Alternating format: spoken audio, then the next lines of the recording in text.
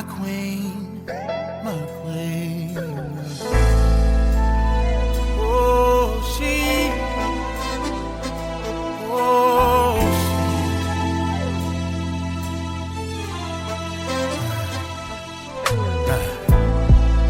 Beautiful, wonderfully made. She's heaven's angel, so strong, even in struggle, yeah.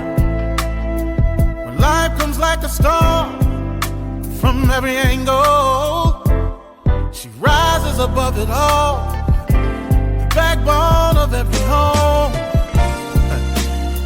Nothing compares to all she do. The true meaning of every family. She's the glue. Yeah. Where would we be without you? You brought us Martin, Malcolm, and Obama. Yeah. And Jesus too.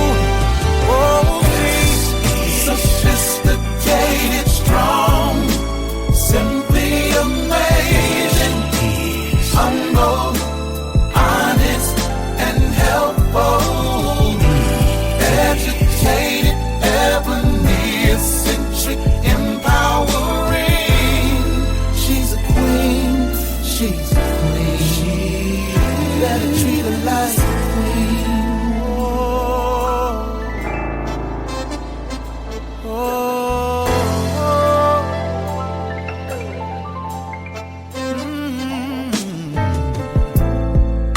Her strength is amazing. Life inside, 9 months she's carrying.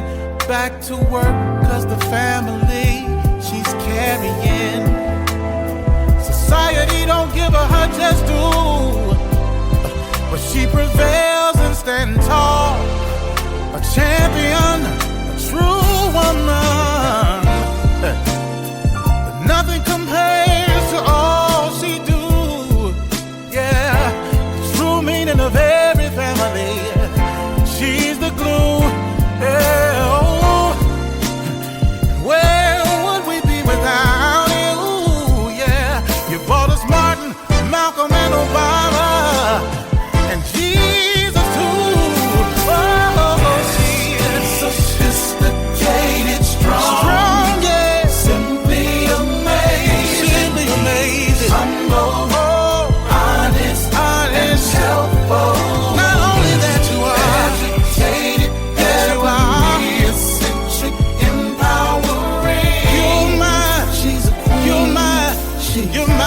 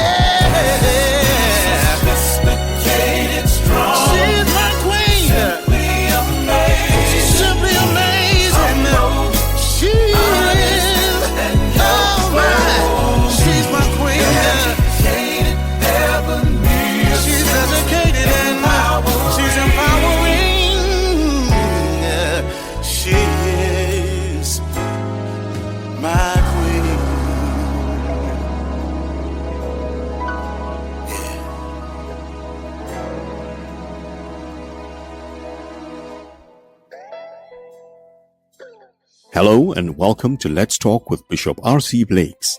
R.C. is an author, empowerment teacher, and the proud pastor of the New Home Ministries of New Orleans, Louisiana, and Houston, Texas.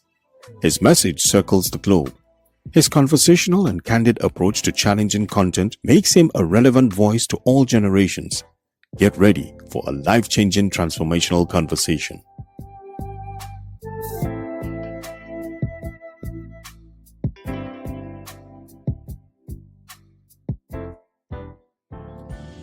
Hello. This is R.C. Blakes, and y'all already know how excited I am to be here. I'm so glad to have as many of you coming in and tuning in from all over the world. I'm just really excited about just the international gathering of queens and kings that God has blessed us to witness on this platform. I'm just so grateful. My heart is just so filled with gratitude for the support we get from all around the world. Means a lot to me. Well, tonight I want to deal with something that should be a help to, especially to women who really desire relationship with, a great man. When I say a great man, I'm not talking about necessarily. He doesn't necessarily have to be a rich guy financially, but he's rich in terms of character. He has an amazing work ethic. This guy has figured out his purpose in life. He's working towards that. He's a man that is personally fulfilled and happy, and he's a guy that's big enough to accommodate the woman in his life. He's a guy that is mature enough to support the visions and the dreams of his woman without being intimidated. This is a great man. He has a great future. He has a growth plan. This is a great man. Well, if you're going to track this guy, in my opinion, I just described a high value guy. I don't believe a man is high value because of how much money he makes. I just don't believe that. And I mean, we have too many examples that disprove that. And I know that, they say, well, it's a certain system in the world that deems one high value. Well, my system says that high value does not begin nor does it end with the bank account. It begins and ends with the internals of a man and the vision and the future of a guy. But if a woman is going to be attractive to a great man, the kind of man I just described, you may call him high value. I do know that he's not a common man. This is not a guy that you will find on every corner. If this is the kind of guy you really desire to be attractive to, I think you might want to listen to these points that I'm going to lay out for you today. Because with all of the current rhetoric around feminine, masculine, high value man, high value woman, the misconception is that great men only want women for their sexual value. And I do know all men don't agree with me. All men are not, you can't put us all in the same category. Some men have their own mind and they live their lives by their personal philosophies. And every man has a right to that. I made a post on Instagram the other day, about how I told a young man, you don't want to live your life just playing games. And one man got in the comments and he said, well, he disagrees. It's his right to live his life and, play as much as he want to play and grow old and see what the outcomes are. That's his right. So all men are not on the same page with this. But the guys that I'm talking about, that that I just described, they are on the same page with what I'm getting ready to lay out for you today. And you've been made to believe as women that your sexual value is of the highest importance to a man. Don't get me wrong. Men definitely, we are definitely built to desire women that are desirable to us, but when you talk about a great man, or the kind of man I just described, you're going to have to bring more.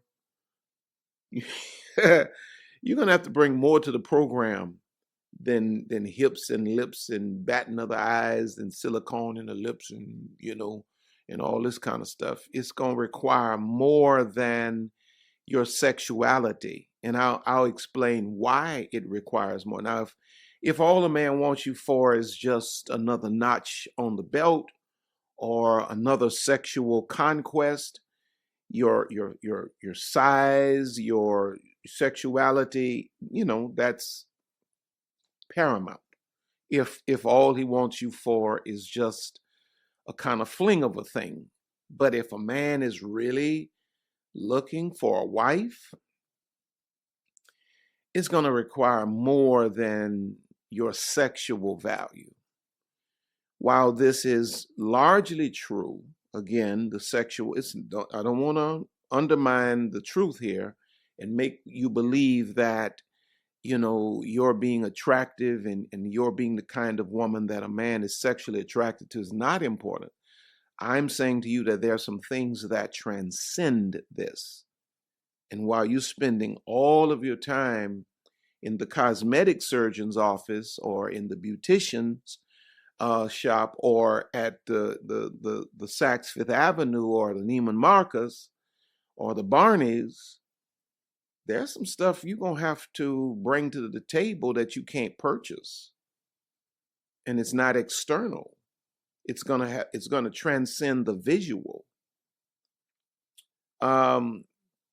Because this type of man is attracted to a lot more than a woman's measurements, or how sexual of a temperament a woman has.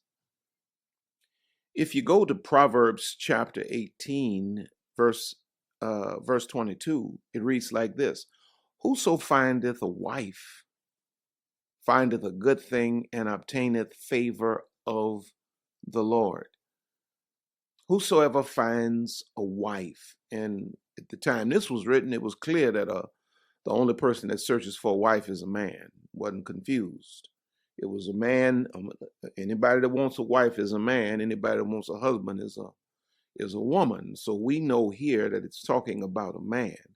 Whoso findeth a wife findeth a good thing, and obtaineth favor of the Lord. So this guy here, this great man here, was not in pursuit of a woman. He was in pursuit of a wife. And just like I started off by saying, great men are few in number, wife material, or women that would qualify presently as wives, these women are also few in number. Now, every woman has the capacity to be a wife, but every woman does not have the mindset to be a wife. And in a lot of cases, you have not been wifed because your mindset is not there. You have a desire in your heart, but you do not have a corresponding mindset. And as a man thinketh in his heart, so will he be. You will only attain to the level of your consciousness. And if your consciousness is not set on wife, you will not be attractive to husbands. Doesn't matter how good you look. How many beautiful women do you see? Sometimes the sexiest women in the world can't find husbands. And women that we might deem as, homely, not as attractive, they seem to get, one husband after another in a lot of cases. It's because you're not wife material because of anything external. You're wife material because of everything internal. You see, a wife is not discovered in the eyes. A wife is discovered in the soul. And so when a man's soul is made to feel a certain way around a woman because of what's coming from her inside or insides, it's then that man knows that he's found wife material. My wife is one of the most beautiful women in the world, and her beauty was not enough for me as a young man to know that she was my wife. I had been with women enough to know that you couldn't just make a woman your wife because she was a beautiful woman. Because if that's what your criteria is it criterion? I always get confused with that. But if that's what you're looking for, what happens when your immature soul as a man gets accustomed, familiar with her? What do? Do you just leave her and go off and cheat and find somebody else that's beautiful? Because even Holly Berry, who's once declared to be the most beautiful woman in the world, men have cheated on her. It's because you cannot determine that a woman is your wife, because when a man wifes a woman, it means that he's ready to commit to that woman. Beauty and sexuality are not enough for a man to make a lifelong commitment to a woman.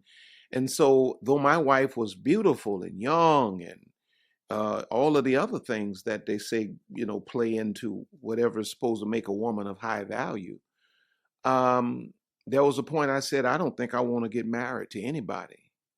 And she had to leave me. And it was after I sat and really pondered and I thought about the internal qualities of this woman that I realized this woman was my wife. And then I went back and I pursued her to be my wife, not because of looks, but because of things internal. Now, so great men are not looking for women, they're looking for wives. The question is, we already know you're a woman. People are confused about how to know if you're a woman. Go look in the mirror. That's all you got to do. Go to your restroom, your bathroom, whatever you want to call it. Hopefully by yourself, and look in the mirror. You can tell if you're a woman. We already know you're a woman. What we need to figure out is, are you a wife yet? Because if you're not a wife, as beautiful as you are, it's going to be very challenging for you to attract husband. Only wives, well, mostly wives attract husbands. Sometimes husbands get deceived and get caught up in all of the hype that's going on in the world as well. And men get drawn into toxic relationships with toxic women that they should have never entangled themselves with. But mostly, if a woman finds, or if a husband finds a wife in a woman, she's wife material. So let's get into it, because my time is running already. Number one, how do you become attractive to husband material, to a great man? How does a woman become attractive? Okay, Bishop, it's not okay. It's not the gym. Don't cut the gym out. Keep doing the gym, but it's more than the gym.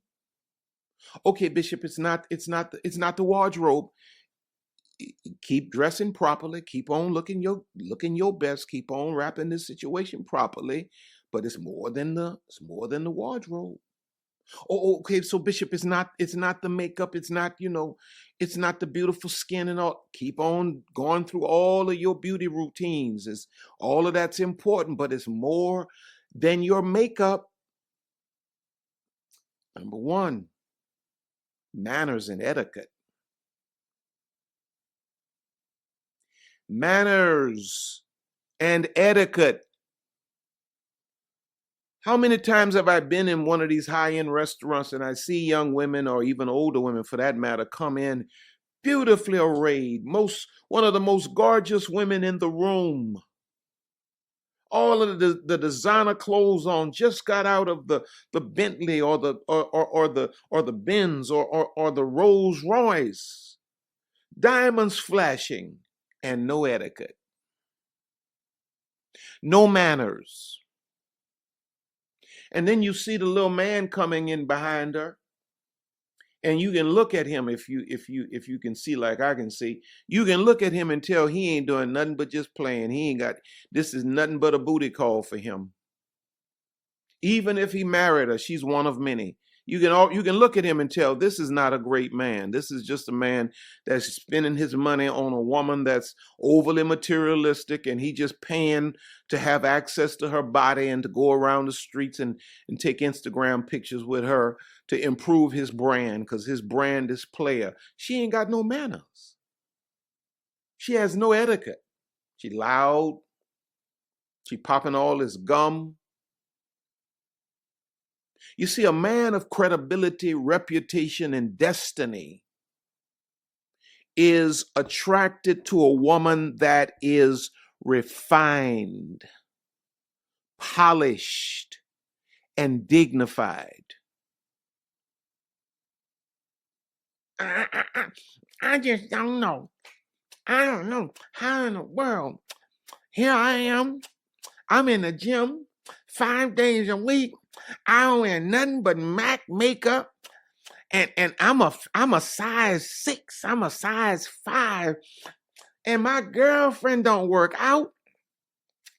And child, I ain't gonna even tell you what a size is. And she got all these quality men, and I seem to keep getting the clowns and crowns. The thing your girlfriend got that you don't have is manners and etiquette. She knows how to carry herself. A great man is not going to tolerate the buffoonery. And I paused right there because I want you to think about what I just said. A great man is not going to tolerate the buffoonery. I know you've been deceived to believe that because you cute and all of that, that puts you at the top of the totem pole. That puts you at the top of the totem pole for certain kinds of men. But the marrying kind, you are not at the top of the totem pole. You see, because a man can take a woman that may be a little overweight, maybe doesn't know how to dress herself. He can send her to the gym and help her lose weight. He can walk around the neighborhood, help her lose some weight. He can bring her down to Neiman Marcus and pay for her new wardrobe himself, but he cannot give a woman manners, etiquette. You see, the Bible says in Proverbs 12:4, a wife of noble character is her husband's crown, but a disgraceful wife is like decay in his bones. No man wants to marry a disgraceful woman, because this woman ultimately, as we're going to see in a second, has to represent this man. No man wants a out here representing him. I don't care how cute you are. You ignorant, don't have no manners, no etiquette. You know, you all out here using the wrong spoons, the wrong forks. You mean you can Google that? You hear his man bringing you to a high-end restaurant. You haven't even taken the time to take your smartphone to Google what fork is for what and what spoon is for what. No etiquette, no manners. People pulling the chair, the waiter pulling the chair for you. You don't even know how to say thank you. Come on now. Oh, I've been waiting to talk about this. I promise you I've been waiting to talk about this. We can hear you on the other side of the restaurant. Here, you supposed to be a lady. We can hear you on the other side of the restaurant. I gotta go to the bathroom because I gotta pee. Oh my God. Oh my God. Oh my God. Did the woman just say, I gotta go pee? That's too much information, dear.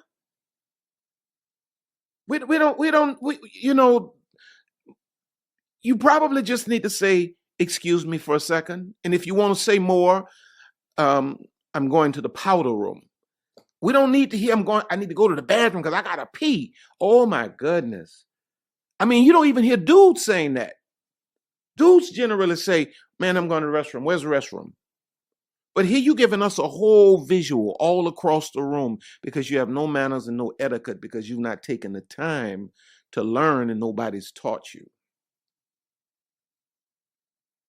So every woman that really desires, oh, I got a little winded there. I got really passionate about that.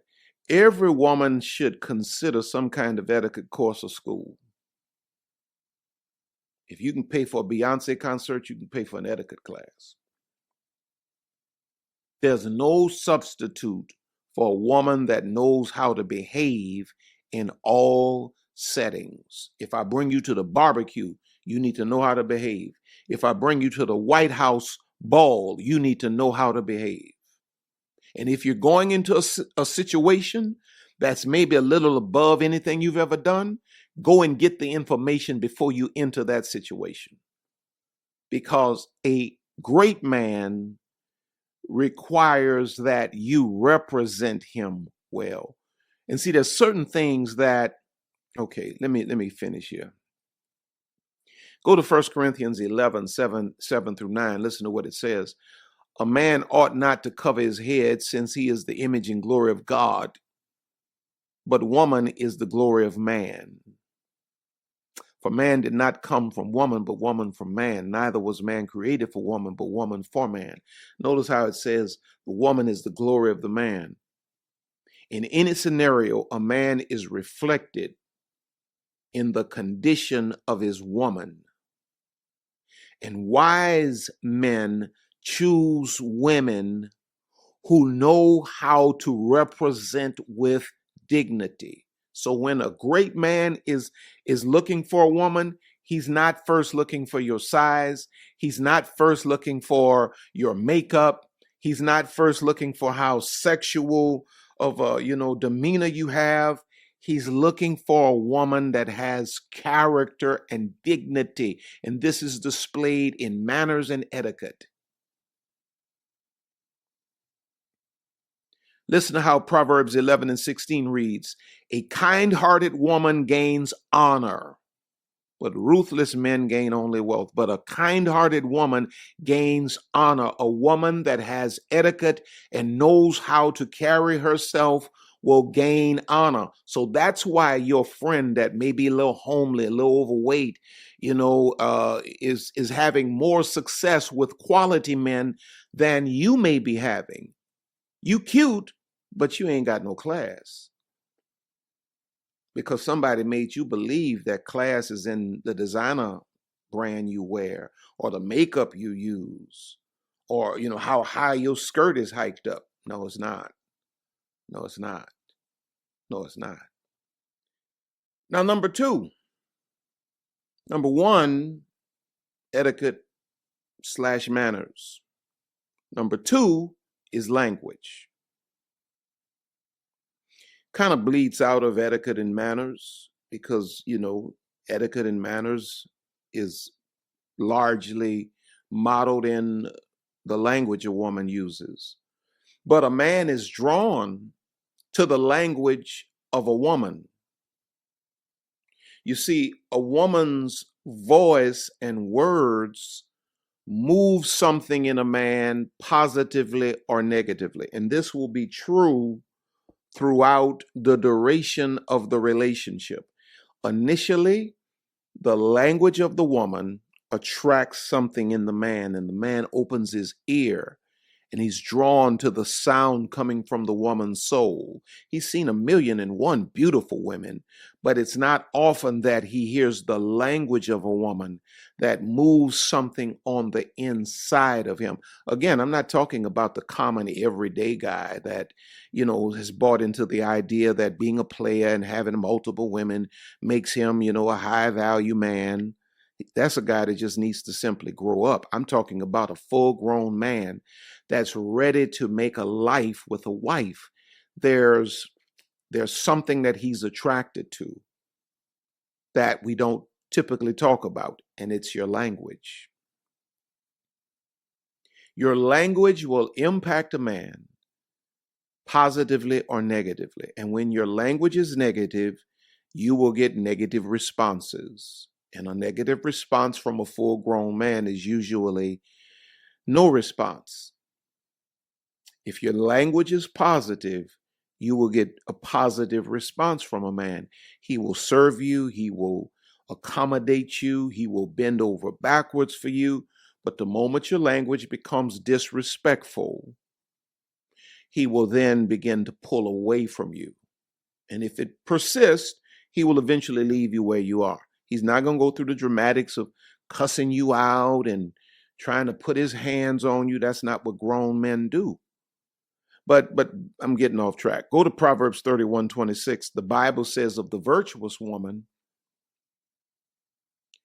it says that she openeth her mouth with wisdom, and in her tongue is the law of kindness. She opens her mouth with wisdom, and in her tongue is the law of kindness. How many women do you know today? Come on now, honestly, that fit Proverbs 31:26, that open their mouths with wisdom, and in their mouths in their tongue is the law of kindness. How many women do you know? I mean, in a lot of cases, women are so vulgar and negative that they even the words they type with their fingers come across as poisonous.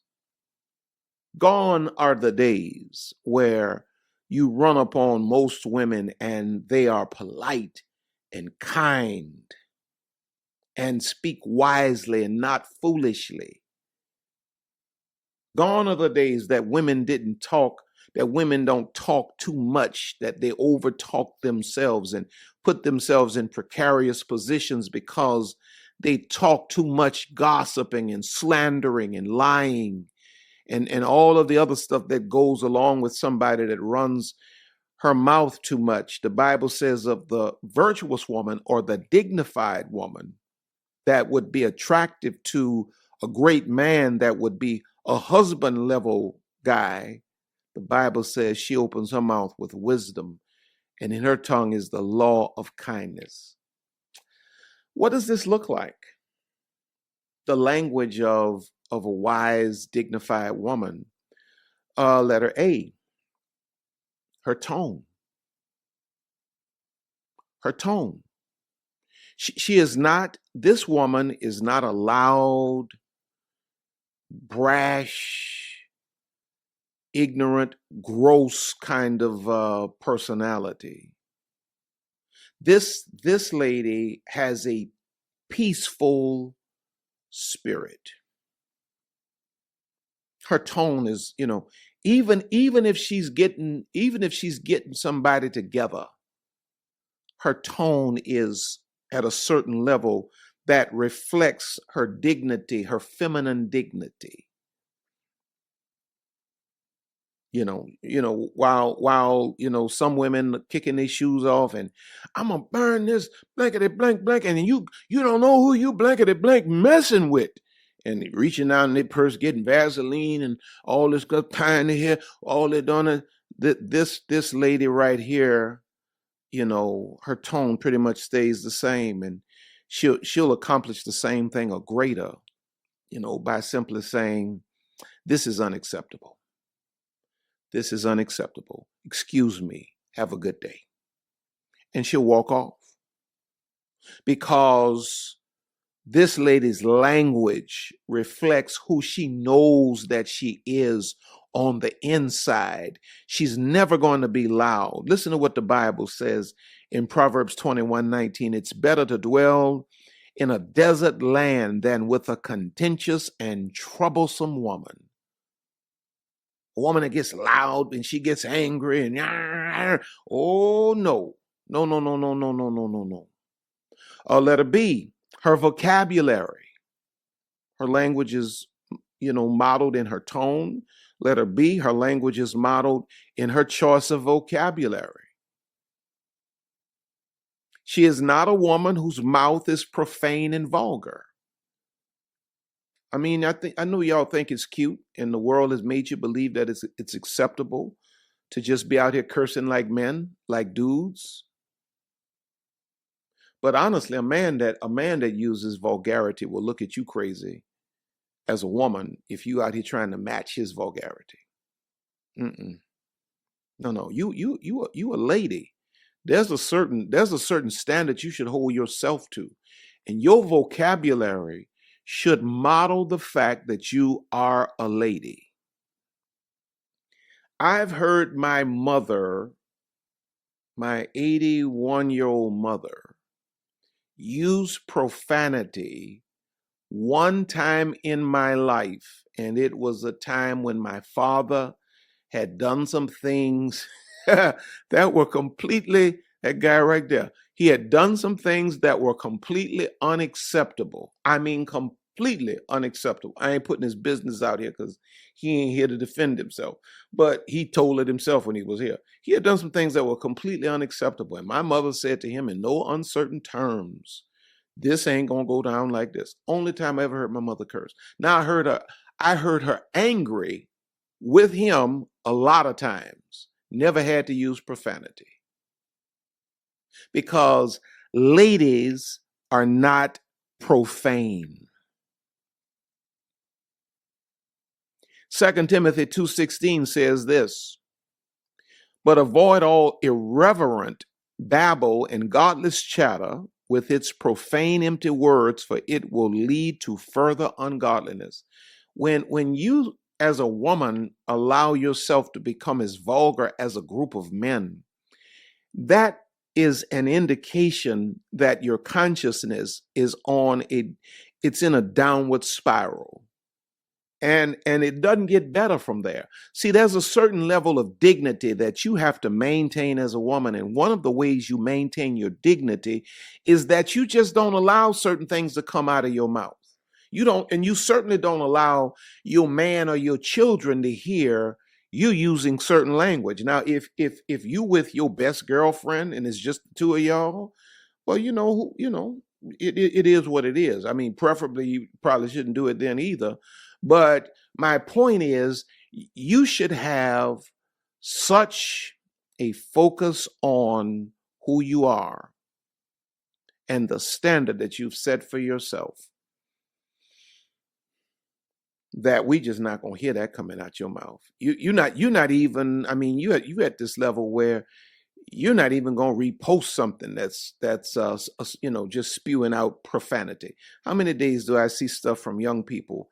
Excellent messages, but I can't repost it because they fill it up with all of this unnecessary vulgarity, and that ain't who I am. I can't reflect that. Now, well, let me move on. Letter C. How does the woman reflect her dignity in her language? Letter A, we said her tone. Letter B, we said her vocabulary. Letter C, her timing. She knows when to speak. She knows when not to speak. You see, a man pays attention to that. She knows when to speak. She knows when not to speak. 1 Peter 3:1 says, in the same way, you wives be submissive to your own husbands and subordinate, not as inferior, but out of respect for the responsibilities entrusted to husbands and their accountability to God, and so partnering with them, so that even if some do not obey the word of God, they may be won over to Christ without discussion by the godly lives of their wives.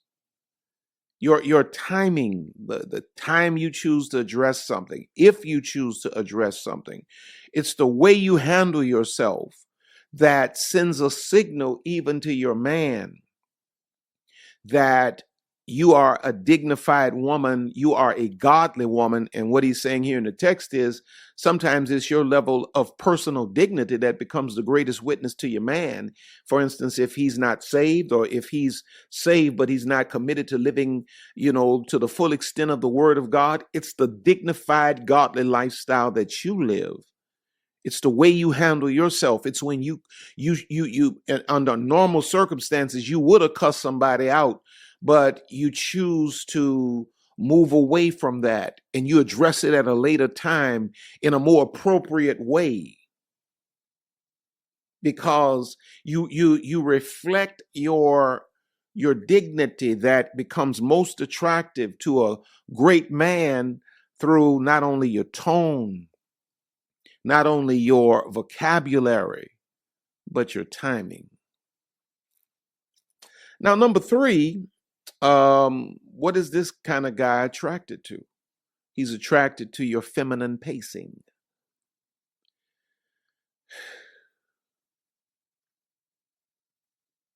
There's a feminine pacing. Looking for my water, but it's too far away from me. There's a feminine pacing that quality women respect. And I know somebody's saying, well, what does he mean by that? Ladies do not rush. Ladies do not rush. One of the most effective feminine hacks a woman can learn is to be slow and deliberate with her movement, especially with men. You know, if you're in a what is it?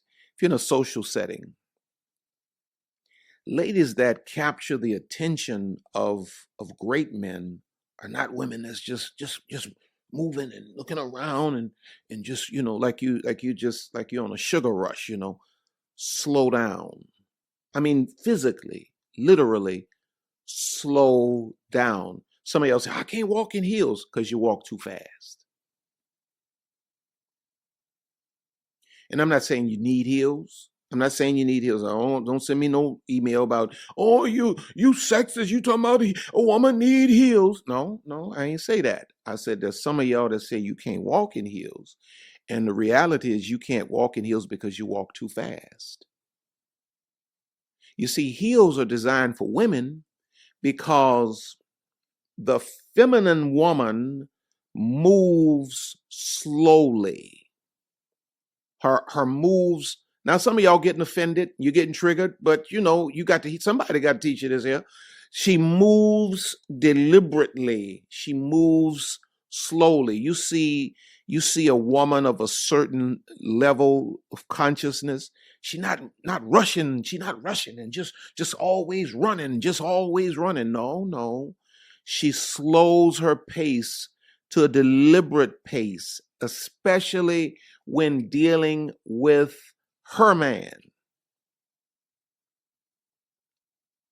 In other words, not only is this an issue in the physical pacing of the woman, this is an issue with how the woman lives her life when she's not conscious of who she is and how she's supposed to flow.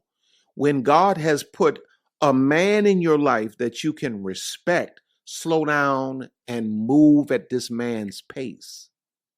Stop rushing. Stop answering questions for the man. The man don't need you to speak for him. If y'all out somewhere, don't run ahead of the man. I'm pausing because I know a lot of y'all triggered and you're ready to cut this off, but you're going to have to come back and listen to it. There's a feminine pacing. This is why the Bible says in Colossians 3:18, wives, submit yourselves unto your own husbands as it is fit in the Lord. Submission is about a woman matching the man's pacing. Even in dancing, the man is supposed to lead, the woman's supposed to follow. Feminine always follows masculine.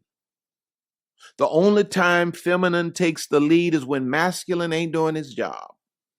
If you got a masculine man that's doing his job, slow your pace to match, to get in rhythm with the man in your life and stop running ahead of your man. And see this many times as it's almost like what I think Sigmund Freud calls it a Freudian slip. Is a slip? No, something else I'm thinking about. Where we physically model what's going on in our consciousness. You see a woman with a man and she way out in front of the man, and the man just looking at her from behind. There's a consciousness in this woman that is not in submission to her man. She's not submitted to his pacing. And it's unattractive. And when a man is a great man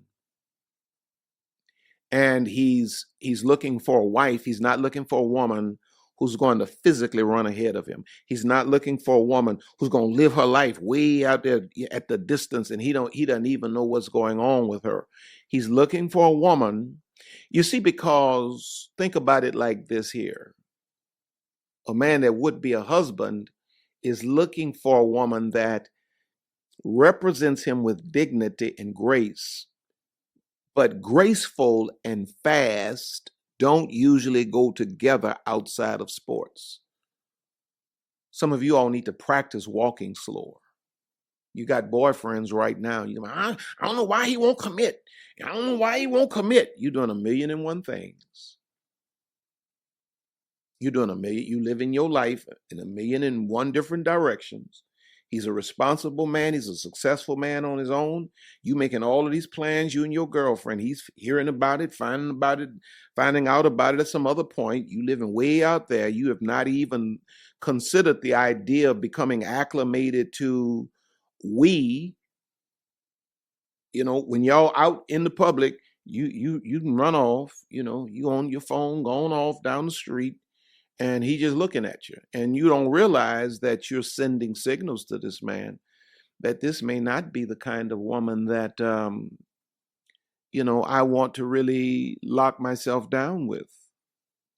Because a woman should not run ahead of her man, be it actually or in subliminal sense, or is it subliminal or cerebral sense in terms of the way she lives her life for a few reasons. Letter A, when you run ahead of a man, let's look at the physical side. If you're out with your man, see, this is nonverbal communication. He's here, you way out here. Letter A, you are sending the message that I don't expect your protection. And you see, a great man is in your life to protect you. If you don't need protection, he doesn't really feel a role in your life.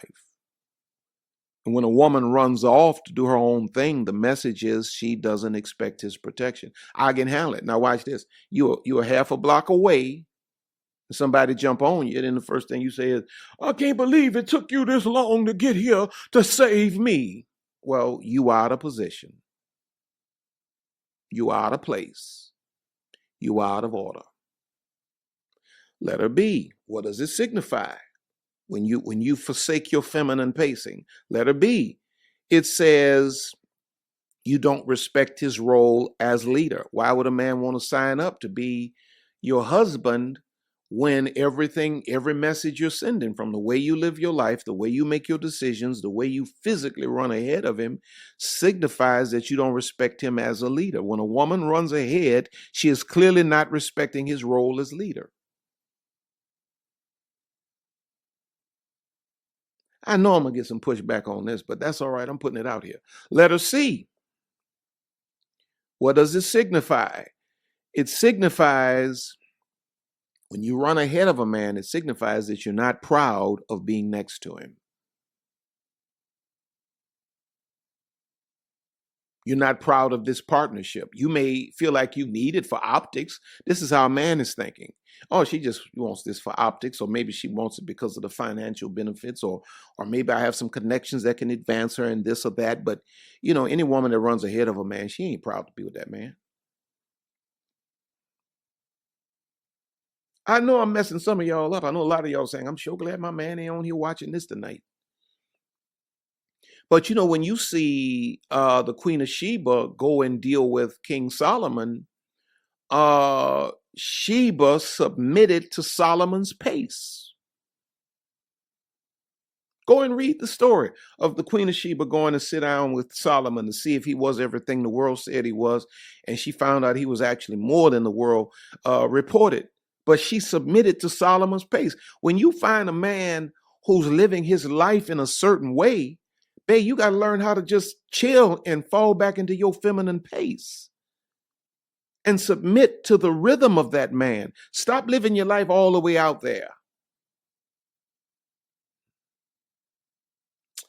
All right, number 4, how do you become a woman that's attractive to a great man? What did we say number 1 was? Number 1, we said manners and etiquette. Number 2, we said your language. Number 3, we said your feminine pacing. Hope you understood what I meant by that. But now number 4, and finally, facial expressions. You see, kindness starts in the eyes. This is why smiling is so important. You see what smiling does to the eyes? Any man that's a great man does not want a woman that is not kind. A mean mug is no way to attract kings. So you can't say, well, Pastor, I want a husband, but then you walk the street all day like that. And then people say, hello. And you look at them and look off because your religion tells you that, for you to be pious, you got to act like you offended that men speak to you. How is a man supposed to start a conversation with you? He can't speak to you. If a man can't have a conversation with you, how can he get to know you? How can you get to know him? So if you don't even have a temperament, if you don't even have a facial expression that welcomes a man saying hello, chances are you're gonna pretty much not really get a man like that. You got to at least have a facial expression. A mean mug is no way to attract kings. If your heart is warm, but your face is cold, you have a closed for business sign on your face. Your heart is warm, but your face is cold. What this says to the world is, I'm closed for business. Don't speak to me. I don't want nobody. I'm going to be a problem if you get me anyway. And a lot of times behind all of that there, all of that toxic religion you done learned is a woman who has the biggest heart in the world, but nobody's taught her that she has to communicate that in her facial expression. So we got a lot of women that carry all these frowns and all of this serious corporate look, this board meeting look. That's how you walk around, just this board meeting look, Bishop, I can't understand for the life of me why no men are ever approaching me. You even got your boardroom voice. You know how women do in the boardroom. You deepen your voice so that you can be heard by these men in here, and you bring that out into the world. You need to chill, babe. Don't no woman talk like that. And ain't no woman out in the real world looking like that. Women, healthy women, smile. Oh, but you don't know what I've gone through. Well, I don't know what you've gone through, but whatever you've gone through, you need to stop. You don't need to allow that to hinder your future. Go and get therapy, whatever you got to do to deal with that. But in the meantime, muster up enough to smile. The Bible says in Proverbs 15:13, a merry heart maketh a cheerful countenance, but by sorrow of the heart, the spirit is broken. Isaiah 3:9. Boy, my time is gone. Wow. Isaiah 3:9 says, the show of their countenance doth witness against them. And they declare their sin as Sodom, they hide it not. Woe unto their soul, for they have rewarded evil unto themselves. But notice it says the show or the display of their countenance doth witness against them. Don't allow a cold, stern countenance to prevent you from being attractive to the kind of man that would call you wife. Your wife material. I believe you just needed to hear a lot of you, I dare say, nobody's ever sat you down to teach you this. So consider this a father-daughter talk. And I believe if you take and you put these things together, probably along with a million other things that, people who are more astute than I could probably come up with, you can change the energy that you're sending off, because all of this right here that I just laid out for you is about the energy you put out into the world. Husbands are attracted to your energy, your spirit, in other words. That's what I mean when I use the term energy. I mean your spirit, the spirit that God has put within you. You know, your manners communicate your spirit. Your language communicates your spirit.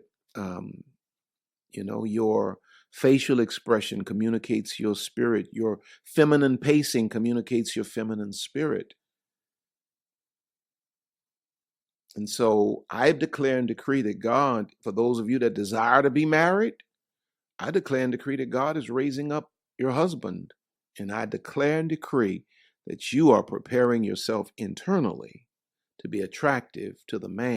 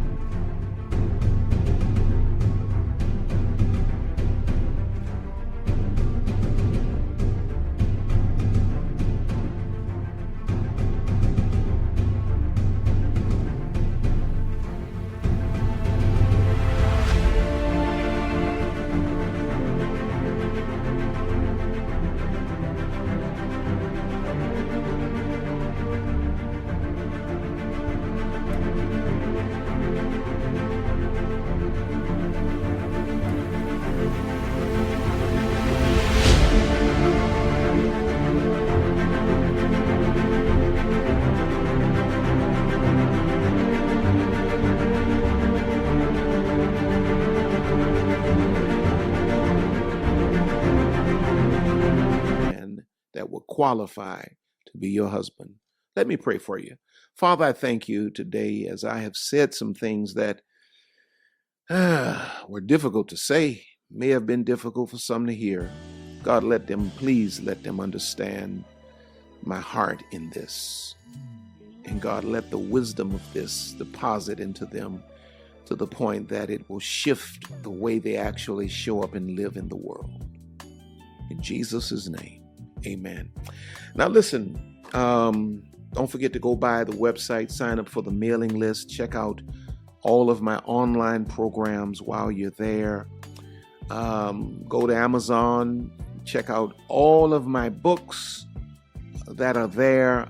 My God, I appreciate those of you from all around the country, all around the world who support Lisa and I, especially along the lines of buying all of our books and what have you. We love you for that. We thank God for that. I want to appreciate all of you that continuously give and sow into our lives and into our ministry. If you need counseling of any kind, there's a link in the description for BetterHelp Counseling. If you need counseling, if you use that link, it will afford you 10% off of the cost of their counseling. And they in turn will make a deposit into R.C. Blake's ministries because I recommended them to you and you responded. All right. Well, I think I'm done for today. I want you to know I love you. I appreciate you. I thank God for you. You're on top and you're going higher. God has more in store for you. So you know what I say to you. We will see you at the top. God bless you. Until next time.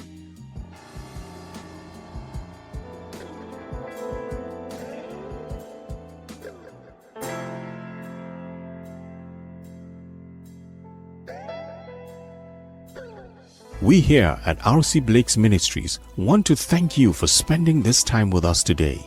R.C. and Lisa are always honored to have you with us. Don't forget to reach out to us by visiting our website at www.rcblakes.com. While you're there, you may join our mailing list and receive a free download of The Laws of Manifesting Your Vision by R.C. Blakes. Also look at all of the online programs by R.C. You may find all books written by R.C. and Lisa. Once again, all of us here at R.C. Blake's Ministries want to thank you from the bottom of our hearts. And as we always say, see you at the top.